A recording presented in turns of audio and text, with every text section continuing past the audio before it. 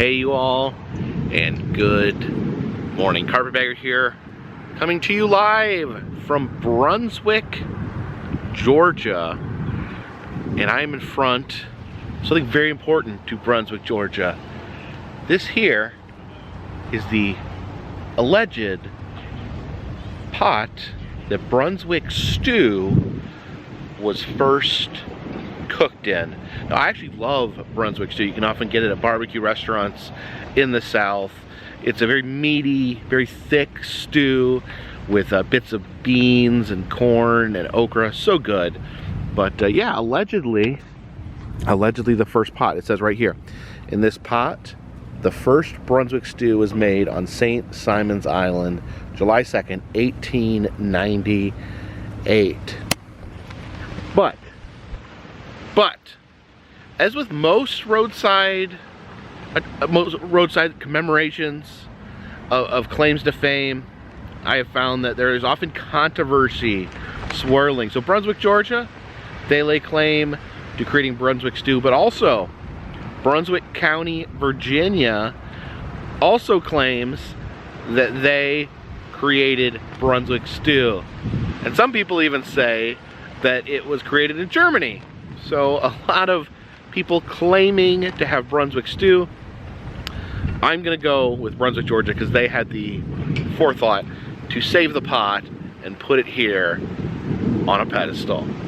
So, it is day 18 of our Dixie highway road trip, and we have one mission today, and that is to finish the circle, to connect the current and finish the loop, seal the loop, and end our Dixie highway road trip. We got to go up through Georgia, through Savannah, to Augusta, through South Carolina, and then up into Asheville, North Carolina, and then finally back to Marshall, North Carolina, where this trip begins.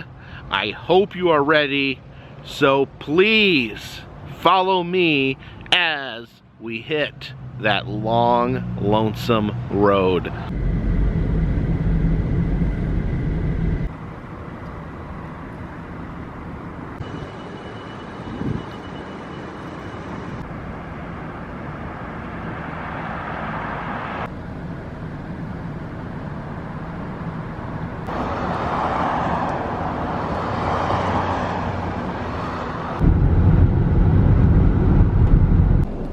Here in Townsend, Georgia, we have the smallest church in America. You can see from the sign, it was built in 1949 by Mrs. Angus Harper and deeded to Jesus Christ. So technically, the owner of this church is Jesus. And here it is. The smallest church in America. Now, it's been here since 1949, but actually in 2015, someone set the smallest church on fire, leaving only a husk of the church. But it just took a couple years to get it built back together and reopened. All right, let's take a peek inside.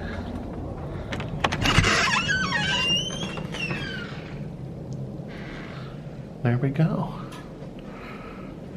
There's stained glass of Jesus. Now, it's my understanding that there are 12 chairs, one for each of the apostles, and I guess Jesus will be up here preaching.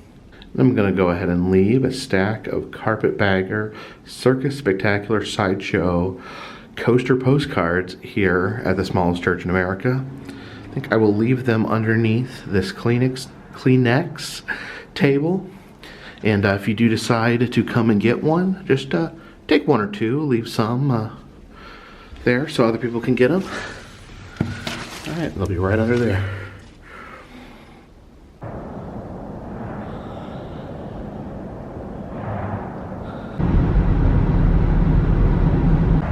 Here at Keller's Flea Market, they have this giant cow as their mascot, You can see she's wearing a nice hat.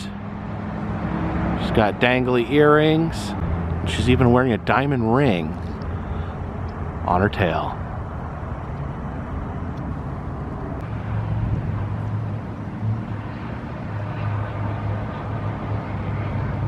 Heading into Savannah, Georgia, known as America's most haunted city.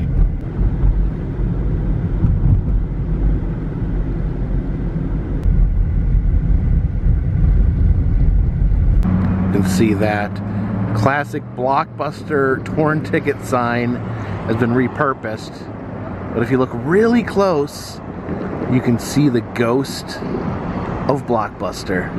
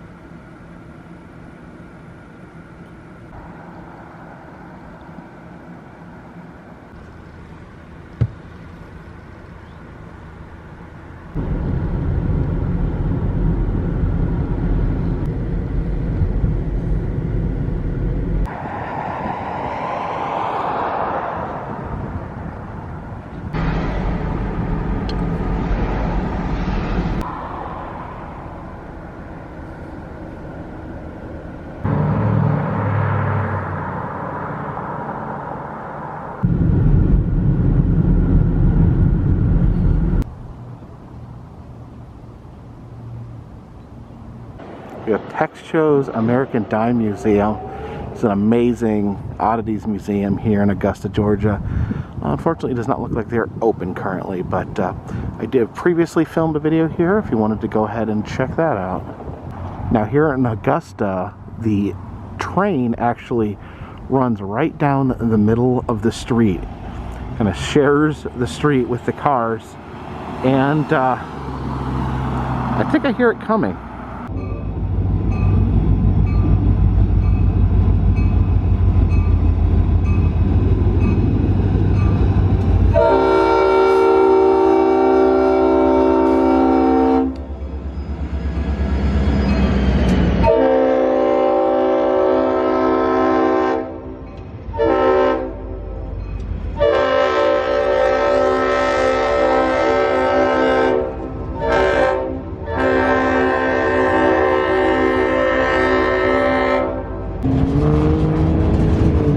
Ooh, I like that.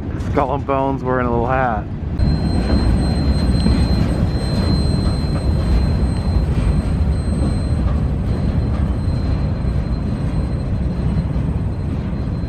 Here on Main Street in Augusta, Georgia, they have a statue of their hometown boy, the godfather of soul, James Brown. Apparently this camera here is so you can get your picture taken with the James Brown statue. There's the instructions right there. Stand beside the statue. You have to text that number. Alright, we'll go ahead and send the text. Let's see. Is the light supposed to flash? I don't know if anything's happening here. I don't know, I may just have to do it the old-fashioned way. Oh, there we are. Welcome to South Carolina.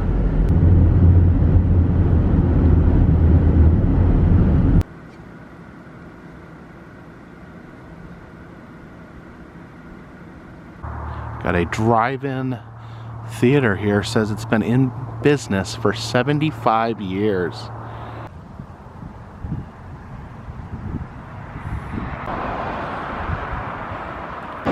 This is interesting. Apparently you can bring in your own food, but you have to pay a $20 fee. Is that a normal thing for drive-ins? I've never heard of that before. We have the abandoned caravan drive-in here, but what's interesting is these awnings here. I like how they're like wavy.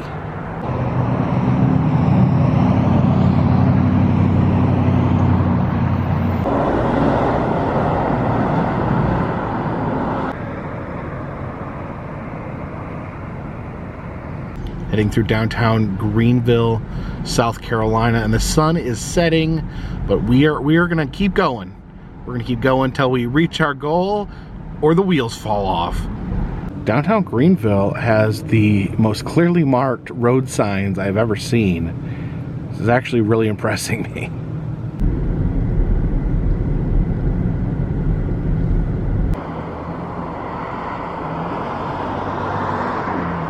Actually see some mountains there.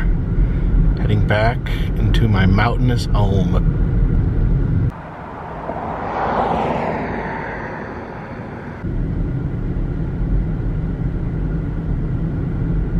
I am so happy. Never been so happy to see that sign. We are in North Carolina.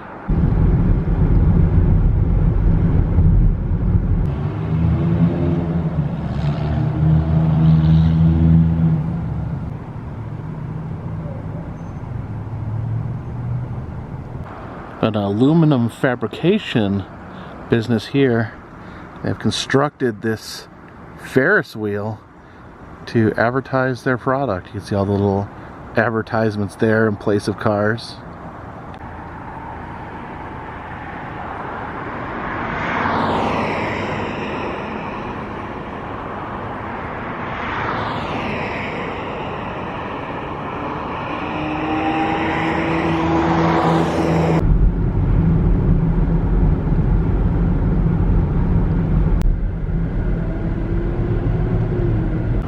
We are in the heart of downtown Asheville, North Carolina. Currently in front of the Vance Monument, named after Zebulon Vance, the governor of North Carolina during the Civil War. As you see, it has a scaffolding around it. They had put scaffolding around it and covered it up after the protests this summer. Zebulon Vance was obviously a Confederate and a slave owner, and people want this monument removed. I guess the city hasn't decided what to do with it. The scaffolding was actually built to storing up a tarp, covering it up so people wouldn't look at it, but the tarp blew away, so now it's just scaffolding. There used to actually be a Dixie Highway marker right here, but I think it was demolished or destroyed, or maybe it's covered up. Maybe it's still underneath here. But yeah, I guess just a lot of controversy with, you know, the Dixie name and being associated with this controversial monument right here. Less controversial are these delightful animal statues. We got some wild turkeys there and some happy little pigs.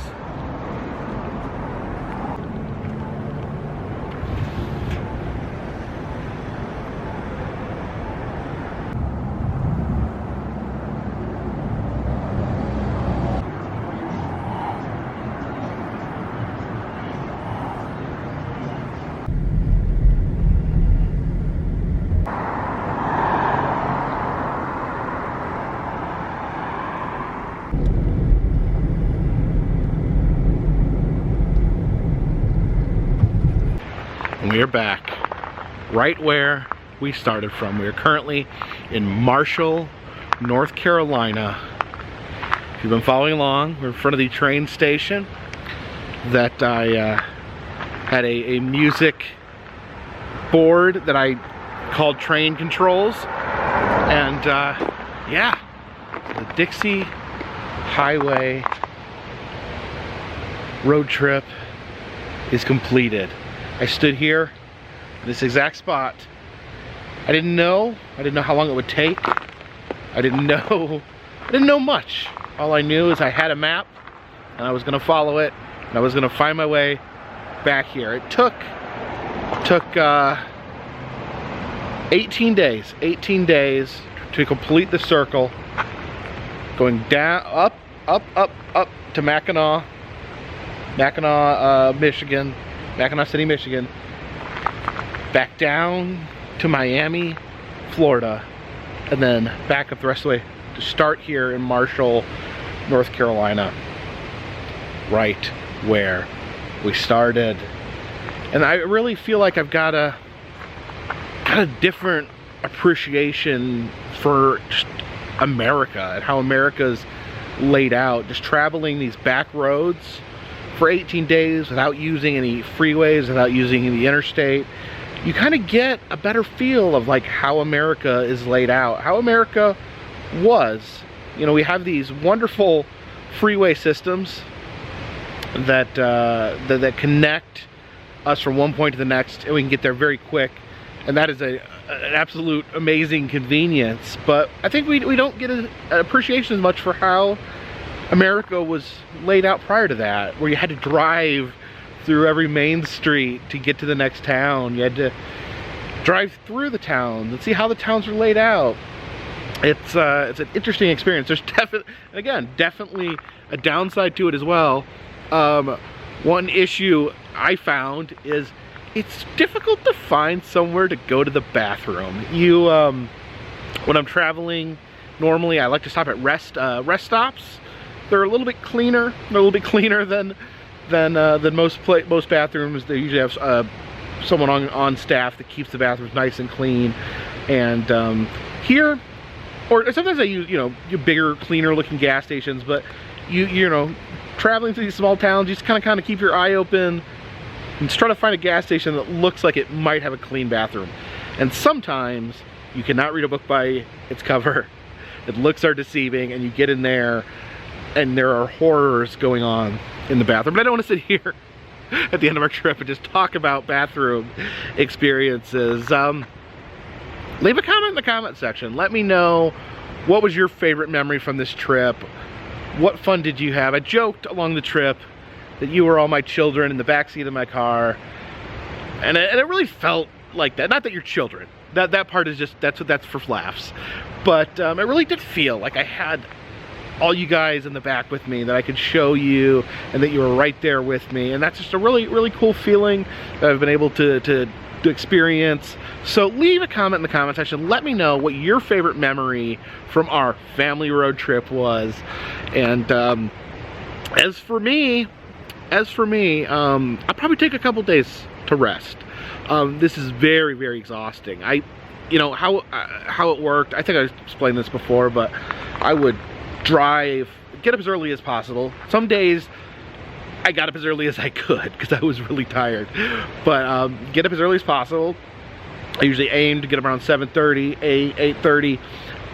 Probably should have been getting up earlier, but like I said, as it started to tax on my body, I started getting up a little later. But would get up early, drive, and just try to beat the sunset, really. Just try to film as much. I did this in the summertime, if I did this in the summertime, a lot more stuff would have been open, and I could have traveled a lot more in one day. But then I would get into a hotel around dark. Sometimes sometimes it's hard to find a hotel, so I'd end up getting in the hotel. Sometimes late, sometimes not till 9 or 8 at night, and edit the video and get it put up the next morning, and then wash, rinse, repeat. Not really a lot of time to do anything else. I thought maybe I was going to do some binge watching or watch some stuff on Netflix. No, didn't happen. Didn't get to do anything like that. It was basically just traveling, but it was a great experience. And again, you have to be attentive on the road. You have to be paying attention to see if there's stuff that I need to stop off and film. So it was a pretty intensive experience, but amazing. I really feel like I rejuvenated, creatively. I think this really just was a very positive experience for me. Like I said, I'm gonna take a few days off. My next major road trip is the end of this month. I'm gonna be going to Las Vegas. They are finally opening Meow Wolf Las Vegas, and I booked my plane, got my attraction ticket, and I'm going to be heading out there, I think last week in February. And I would love suggestions on what you guys would like to see in Las Vegas. Figure we do kind of a Las Vegas road trip. It'll be different in this video, but I figure people seem to really like, when I incorporate more of my day-to-day, not like, brushing my teeth and stuff like that, but like just day-to-day stuff where I show my travels, and instead of just always focusing on individual places. I will focus on some individual places, but I'll give you guys more of the day-to-day experience of traveling and being in Las Vegas. And then I don't know, because I'm trying not to get ahead of myself, because we're in the middle of a pandemic and we don't know what each month holds. But I feel like I'm going on and on here, but I appreciate it so much. Thank you, thank you, thank you. And this road trip, this Dixie Highway road trip, is officially in the bag.